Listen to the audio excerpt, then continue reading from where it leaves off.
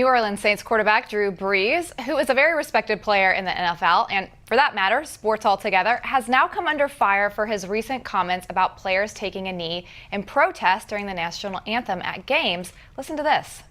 Everyone is looking back now at Kaepernick's protests from a few years ago, and obviously they were always about police brutality, and now it's coming back to the fore, and a lot of people expect that we will see players kneeling again if and when the NFL season starts. I'm curious how you think the NFL will and should respond to that, and of course, you're such a leader in the league.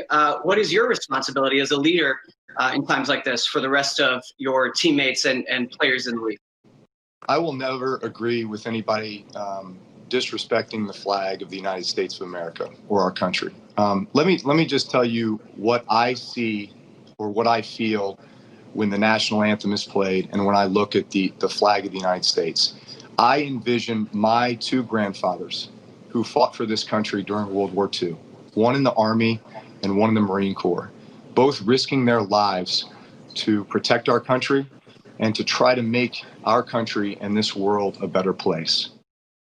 Well, now fellow athletes are coming back hard against him. LeBron James leading the way, and even Brees' own teammates criticizing those comments. Brees did since apologize, but now some are asking, did he cross a line there? Let's ask our company. Jessica DeLoach, Democratic strategist and political advisor for Pete for America, and Kelly Sadler, former special assistant to President Trump. Ladies, thanks for being here. Thank you.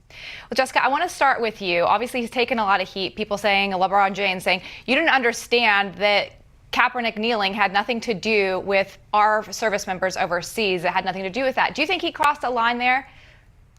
He crossed the line, but what's worse is that he revealed that he's learned nothing since Colin Kaepernick has been engaging in the silent protest that he has. You know, this is so much not about disrespecting the flag. If anything, Drew Brees should be asking himself, as a member of a very prominent football team in the 11th blackest city in the United States, why was he kneeling? That's what all of this is about.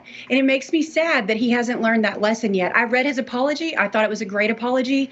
It's a teachable moment, but I'd really like to think that he dig a little deeper, because this is so much not about that. You've got to be asking yourself, why are people kneeling? Why are people acting the way they are right now? There's a reason for that.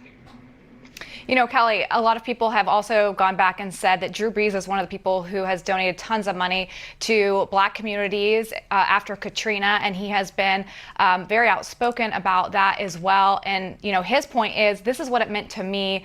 You know, I'm not trying to say that what Kaepernick did is wrong. Maybe the timing of it he didn't agree with. Is that too much, that he can't have his own voice and what it means for him to respect the flag?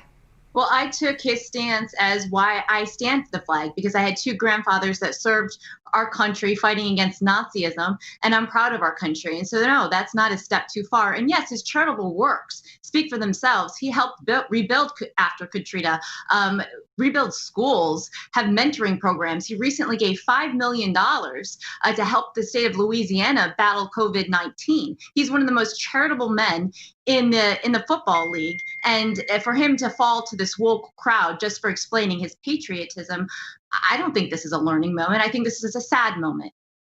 So, Jessica, I think, you know, to your point, do you think right now, I think you brought up the phrase teachable moment.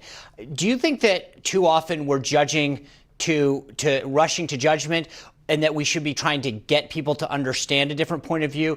Or is it to your point that maybe he should have known better and therefore he should be condemned? You know, I don't think that it's about him needing to be condemned. I also think that it's a mistake to think that just because people are wealthy and they've made charitable contributions doesn't mean that they know everything. You know, I often hear white people in particular always reference their ancestors or members of their family who fought in various wars, mine included. I would waste all the time here telling you all my family members' names. You know, Black people fought for this country too. But when you don't feel like you're represented by the country, that's a problem. When you're fighting for a country that does not treat you equally, that's a problem. It's not that Drew Brees should be condemned. It's that Drew Brees should by now know better. And since he doesn't, the question is, can he learn? Because he's not being thrown to the wolves. It's not about that. It's just, you know, maybe pick your moment. Why did you even have to say that? I think you're right. There's a lot to unpack in this, and I hope we can actually continue this discussion because there's so much more that we need to talk about as we try to move the country back and get it moving in the right direction. I appreciate you guys both joining us and sharing your thoughts with us. Don't go away, though. Our good guy is next.